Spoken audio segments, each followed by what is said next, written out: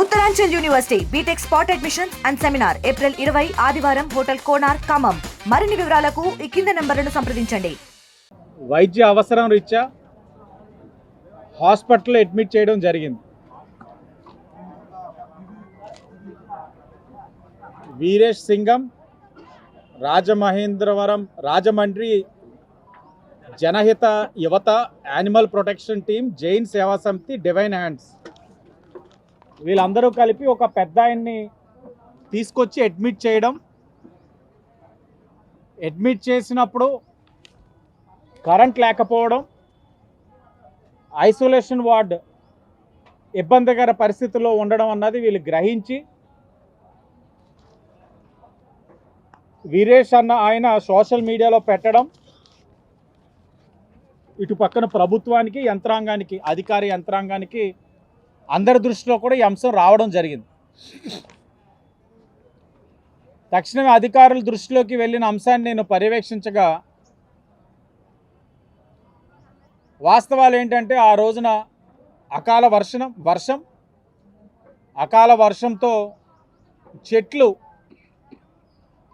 Power lines మీద పడడం, current పోయినప్పుడు జనరేటర్ ఉంది, జనరేటర్ ఆన్ చేయొచ్చు, కానీ చెట్లు ఏదైతే మేజర్ పవర్ లైన్ మీద ఉందో ఆ మెయిన్ లైన్ మీద పడడం వల్ల వాటిని మరమ్మతులు చేసే ప్రక్రియలో జనరేటర్ ఆన్ చేసి పవర్ సప్లై ఇవ్వడం వల్ల ఇబ్బంది కలుగుతుందని ఆ అరగంట 45 నిమిషాలు కూడా ట్రీట్ చేసి అది ఒక రిపేర్ చేయడం జరిగిందని నా వరకు దృష్టికి తీసుకురావడం జరిగింది.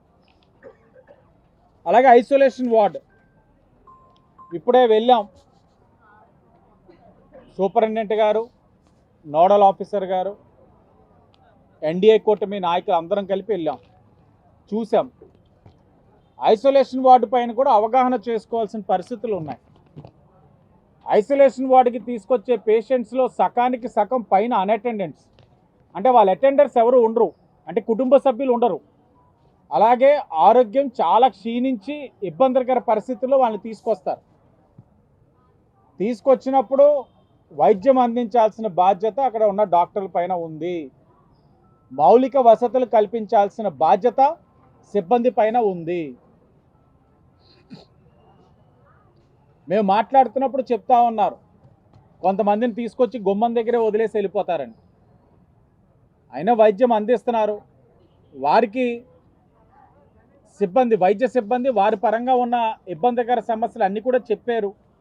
ఏదేమైనా ఎన్ని ఇబ్బందికర పరిస్థితులు ఉన్నా వైద్యం అందించడం అన్నది కనీస బాధ్యత, అది మన కర్తవ్యం. దాంట్లో ఎక్కడ కూడా జాప్యం అనేది ఉండకూడదు. ఇంకా నోడల్ ఆఫీసర్ గారితో, సూపరింటెండెంట్ గారితో మాట్లాడతాం. పెట్టిన వీడియో అంశం ఒకటి, మేము చూస్తుంది ఒకటి ఉంది, వారి దగ్గర నుంచి కూడా ఇన్ఫర్మేషన్ తీసుకుంటాం. ఆ రోజు అడ్మిట్ చేస్తున్న పరిస్థితులు ఎలా ఉన్నాయి అవగాహన చేసుకొని ఎక్కడ జాప్యం ఉన్నా ఆ సంబంధించిన అధికారుల పైన చర్యలు అయితే తప్పకుండా ఉంటాయి. అది కూడా చాలా క్లియర్గా చెప్తా ఉన్నాం. ఎందుకంటే ఈరోజు కొత్తగా చేసేదేమీ లేదు, మోమాటాలు అస్సలు లేవు. ఎన్డీఏ కూటమి వచ్చిన తర్వాత ఎన్డీఏ కూటమి వైద్యానికి అధిక ప్రాధాన్యత ఇస్తూ ఉన్నాం. మార్చరీ సెక్షన్లో వేలాదిగా దోచుకుంటున్నారు అని విపరీతమైన వీడియోస్ షేర్ చేసి నా వరకు వచ్చినప్పుడు మా వాళ్ళందరూ వెళ్ళి ఆ వాస్తవ పరిస్థితులు అవగాహన చేసుకున్న తర్వాత నోడల్ ఆఫీసర్ గారి దృష్టిలో పెట్టి రిటర్న్గా కంప్లైంట్ ఇచ్చి వారి దృష్టిలో పెట్టిన తర్వాత సస్పెండ్ కూడా చేసామన్న విషయం గమనించాలి. అంటే తప్పు చేస్తే ఎవరిని వెనకే వేసుకొని వచ్చే పరిస్థితులు ఇక్కడ ఉండవు. ఎన్డీఏ కూటమి వైద్యానికి ప్రాధాన్యత ఇస్తూ ఉంది, ప్రజల యొక్క ఆరోగ్యం పట్ల అధిక ప్రాధాన్యత ఇచ్చుకుంటూ వెళ్తూ ఉన్నాం. కాబట్టి తప్పు చేసిన వాడిని వెనకేసుకొని రావాల్సిన అవసరం లేదు. కానీ జరిగే ప్రొసీజర్ ఉంటుంది, ఆ ప్రొసీజర్ కింద తప్పకుండా ఏదైతే ఉందో చేయమంటా ఉన్నాం. అది కూడా మీడియా సాక్షిగా తెలియజేస్తూ ఉన్నాం. మేము మిమ్మల్ని కోరేది ఏమిటంటే, మీడియా వాళ్ళని కూడా, మా అధికారులు అందరూ ఇక్కడే ఉన్నారు, ఇందాక కూర్చుందాం అనుకుంటే వద్దని చెప్పాము. ఎందుకంటే మేము మాట్లాడే ప్రెస్ మీట్లో గత పాలకుల గురించి చెప్పాల్సిన అవసరం ఉన్నప్పుడు అధికారులను పక్కన పెట్టుకొని మాట్లాడడం సబబు కాదని అక్కడికి ఉండమని చెప్పాం.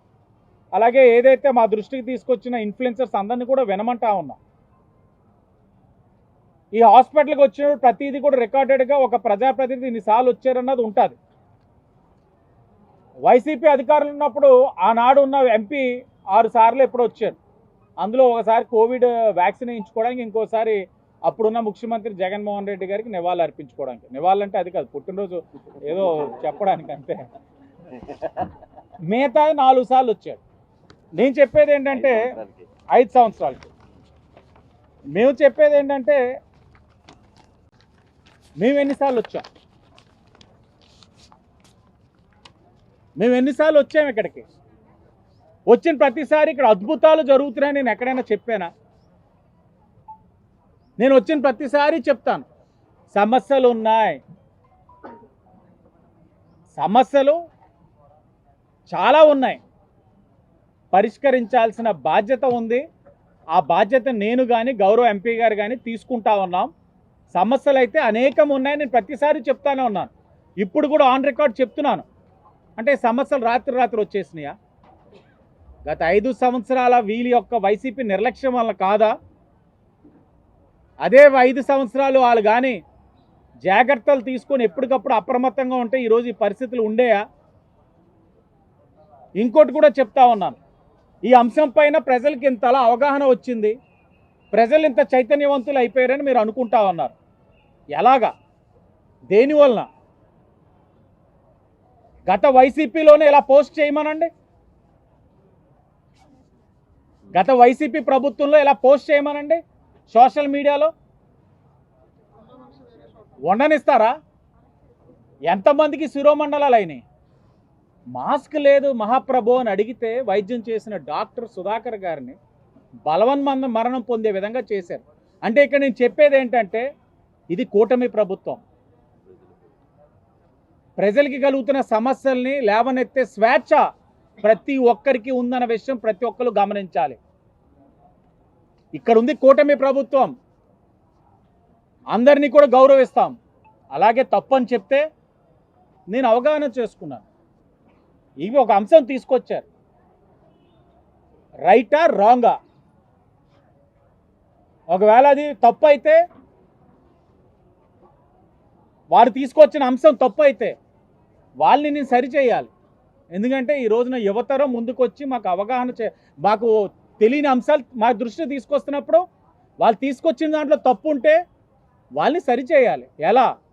బాధ్యత కలిగిన వ్యక్తిగా సరిచేయాలి.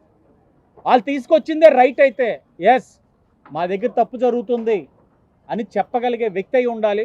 నేను గర్వంగా చెప్తా ఉన్నాను, ఒక ప్రజాప్రతినిధిగా వారు తీసుకొచ్చిన దాంట్లో తప్పు ఒప్పులు అన్నది పక్కన పెట్టినా ముందు స్పందించాలి. ఈరోజు కూటమి ప్రభుత్వం స్పందిస్తూ ఉంది. ఎంపీ గారు కూడా ఉదయం మాట్లాడారు, పురంధేశ్వరి గారు, ఆవిడ కూడా ఫాలో అవుతున్నారు నాతోటి. ఎస్ ఒక అంశం వచ్చింది మన దృష్టికి ఏంటి అన్నది. అంటే ఇవన్నీ ఎందుకు చెప్తా ఉంటున్నానంటే గొంతెత్తి ప్రశ్నించే ఆ స్వాతంత్రం వారికి రావాలి, వచ్చింది. దాన్ని మేము చాలా పాజిటివ్గా తీసుకుంటా ఉన్నాం, నిర్మాణాత్మకంగా తీసుకుంటా ఉన్నాం. కానీ ఆ తెలియచేసే దాంట్లో కొంత ప్రక్రియ ఉంటుంది. ఆ ప్రక్రియ కూడా వాళ్ళకి అవగాహన చేసే బాధ్యత మేము తీసుకుంటాం. ఎందుకంటే మాకు తెలియాలి, తెలిసే దాంట్లో ఒక పద్ధతి అనేది ఉండాలి. కానీ గత 5 సంవత్సరాలు ఈ స్వేచ్ఛ ఉందా? ఎవరేదైనా చెప్తే కేసులు, దాడులు. ఆ పరిస్థితి గురించి ఎవరో ఇప్పుడు వచ్చిన ప్రబుద్ధులు మాట్లాడట్లా. కానీ మేము అది కూడా తెలుసుకోవాలనే, ప్రజలు తెలియచేయాలనేది మా తాలూకు ఆలోచన. అలాగే నేను ఇందాక చెప్పినట్లుగా ఇక్కడికి వచ్చిన ప్రతి 15 రోజులకి అవగాహన చేసుకొని మా కూటమి ఏదైతే డైరెక్టర్స్ ఉన్నారో, హాస్పిటల్ మెంబర్స్ ఎవరైతే ఉన్నారో 4 వారితోటి అంశాలన్నీ తెలుసుకొని నేను ప్రతిసారి చెప్పేవాడిని, ఈ 10 నెలల్లో గట్టిగా ఉంటే ఈ 10 నెలల్లో మళ్ళీ రికార్డెడ్గా మీరు ఎప్పుడైనా వెళ్ళొచ్చు. నేను అద్భుతాలు సృష్టించానైతే ఎక్కడ చెప్పలా, పబ్లిసిటీ అయితే ఫ్రీగా నేను తీసుకుంటలేదు. ఈ 10 నెలల్లో గట్టిగా అయితే 15% మించి ఉంటే పట్టుగా 20% మార్చగలిగాను. మనిషిగా నేను చేయగలిగింది ఇదే. దీనికి మీరు అందరూ కలిసి రండి, మీ బాధ్యతలు మీరు నిర్వర్తించి మాకు తెలియచేయండి, సరిచేద్దాం, అందరూ కూడా సమిష్టిగా సహకరించండి అని చెప్పా. అంటే 10 నెలల్లో కూటమిగా మేము చేయగలిగింది ఇదని చాలా ఓపెన్గా, ఎక్కడ కూడా సెల్ఫ్ డబ్బాలు కొట్టుకోకుండా చెప్తా ఉన్నాం. అలాగే మీకు ఇది కూడా తెలియాలి, గౌరవ ఎంపీ పురంధేశ్వరి గారు అంటే ఒక ఎంపీ ఎలా ఉండకూడదన్నది వాడు ఉన్నాడు, తర్వాత మాట్లాడతాను. ఒక ఎంపీ ఎలా ఉండాలన్నది ఈవిని చూసి నేర్చుకుంటే మంచిది అబ్బాయి. 2022 తర్వాత ఒక్క ఎంపీ ల్యాడ్ అని వచ్చిందండి. 2022 తర్వాత ఆన్ రికార్డ్ నా సూపరింటెండెంట్ గారు చెప్తున్నారు, 2022 తర్వాత ఒక్క ఎంపీ ల్యాడ్ నిధి ₹1 రాల. కానీ ఈరోజు నా ఎంపీ గారు, కూటమి ఎంపీ గారు హాస్పిటల్ వాళ్ళని ఆవిడే అడిగి ఏమున్నాయి అవసరాలు తెలుసుకొని 62.5 kV జనరేటర్, అంటే ఇన్ఫ్లుయెన్సెస్ కూడా తెలుసుకోవాలి. కరెంటు పోతే జనరేటర్ ఏంటి అన్న దానికి కూటమి ఎంత అప్రమత్తంగా ఉంటున్నారన్న దానికి నిదర్శనం. 62.5 kV జనరేటర్ అంటే దూరదృష్టితో ఒక మహిళ పడుతున్న కష్టాన్ని గ్రహించి ఒక గైనిక్ వార్డులో కానీ లేకపోతే మెటర్నిటీ వార్డులో కానీ ఒకవేళ కరెంటు పోతే పిల్లలకి ఒక తల్లిగా ఆవిడ అవగాహన చేసుకొని ఒక జనరేటర్తో పాటు ఇన్వర్టర్స్ కూడా పెడితే మేలేమో. జనరేటర్ కూడా మెషినేగా, దానికి మాత్రం రిపేర్లు రావా అంటే ఇన్వర్టర్స్ని కూడా పెట్టుకుంటూ, అలాగే అంబులెన్స్ 30 lakhs తోటి ఒక అంబులెన్స్ కూడా ఇవ్వడానికి మే 15వ తారీఖు ఇవన్నీ కూడా వచ్చే పరిస్థితులు ఉన్నాయి. ఇది రాత్రి ఆర్డర్ పెడితే నెక్స్ట్ నెల 5-15కి వచ్చేవి కదా. అంటే ప్రజలకు కూడా తెలియాలి వాస్తవాలు. కూటమి ఏం చేస్తూ ఉంది, గత 5 సంవత్సరాలు ఈ ప్రబుద్ధులు ఏం చేశారు. 2022 నుంచి ₹1 ఎంపీ ల్యాడ్స్ నుంచి రాలేదు. ఈరోజు నా ఎంపీ సుమారు 2 కోట్ల విలువ చేసే పరికరాలు ఈ రోజున హాస్పిటల్కి అవసరాలు ప్రజలకి మెరుగైన వైద్యం అందించడానికి ఇస్తా ఉన్నారన్న విషయాన్ని గమనించాలి. ఇది ఒక ఎంపీగా ఆవిడ చేస్తున్న కార్యక్రమాలు. అలాగే మేము ఎన్నికల ముందు చెప్పేవాళ్ళం పదే హెల్త్ డిక్లరేషన్ ఇస్తే కామెడీ చేశారు ఆ రోజు వైసీపీ వాళ్ళు. ఆరోగ్యకరమైన రాజమహేంద్రవరం కోసం ఎంతవరకైనా కృషి చేస్తామని. దాంట్లో భాగంగానే ప్రతి 15 రోజులకి ఇక్కడికి వస్తూ ఉన్నాం, అవగాహన చేసుకుంటున్నాం. ఎస్, తప్పిదాలు ఉన్నాయి. ఒక రోగి కుటుంబ సభ్యులు వచ్చినా నవ్వుతూ పలకరిస్తే వాళ్ళకి వ్యాధి సగం తగ్గిపోతుంది. ఆ పలకరింపులో మార్పు రావాలని చెప్పేవాళ్ళం. ఇక్కడ చాలా కూడా పరికరాలు అవసరాలు ఉన్నాయి. అవసరాలన్నింటినీ కూడా గుర్తెరిగి వాటిని ఎలా తీసుకురావాలి, ప్రభుత్వం నుంచి అలాగా, సిఎస్ఆర్ నుంచి అలాగా, ఎంపీ ల్యాడ్స్ నుంచి అలాగన్న కార్యక్రమం చేస్తూ ఉన్నాం. ఇవన్నీ చేసుకుంటూ వస్తూ ఉంటే వాళ్ళు అంటారు చాలా అధ్వానంగా ఉంది హాస్పిటల్ అని. చిన్న మాట. మరి ఈ 5 సంవత్సరాలు గాడిదలు కాశారా వీళ్ళు? 10 నెలల్లో 20 సార్లు నేను రాగలిగింది. 5 సంవత్సరాలు మీరు ఎన్నిసార్లు వచ్చారు ఈ హాస్పిటల్కి? ఈరోజు ఎన్డీఏ కూటమి వచ్చిన తర్వాత ఇక్కడ వైద్యం మెరుగుగా ఇస్తూ ఉన్నారు కాబట్టే ఈ 10 సంవత్సరాల కృషి వల్ల ఈ రోజున రోజుకి 1500 ఓపీ చూస్తూ ఉన్నారు. 1500 ఓపీ చూస్తూ ఉన్న ఈ హాస్పిటల్ని అవమానపరిచే విధంగా మాట్లాడుతూ ఉన్నాడు భరతరాం. అంటే నువ్వు పదవిలో ఉంటే హాస్పిటల్ బాగుంది, నువ్వు పదవిలో లేవు కాబట్టే దారుణాలు జరిగిపోతున్నాయి. ఇదా నీ విధానం? 10 నెలల్లో 20% మార్చగలిగేమో అని అంటే వైసీపీ చేసిన నష్టాల్లో ఈ 10 నెలల్లో 20 సార్లు 20% మార్చగలిగాను శాసనసభ్యుడిగా. 10 నెలల వైఎస్ఆర్సీపీ గత 5 సంవత్సరాలు చేసిన నష్టాన్ని ఈ 10 నెలల్లో 20 సార్లు కలిపి రావడం వలన 20% మార్చగలిగాం. అఫీషియల్గా ఆన్ రికార్డ్ 10 సార్లు వచ్చాను. ఇంకా మిగతా అంశాలు అంటారా, సమస్య అన్నప్పుడల్లా వస్తానే ఉన్నాం. ఎందుకు వస్తున్నాం? సరదా వచ్చి ఇక్కడ మాట్లాడుతున్నావా? ఆన్ రికార్డుగా ఎప్పుడైనా ఉంటుంది, మీరు గమనించవచ్చు. మేము చేసే ఆలోచన విధానం ఇది.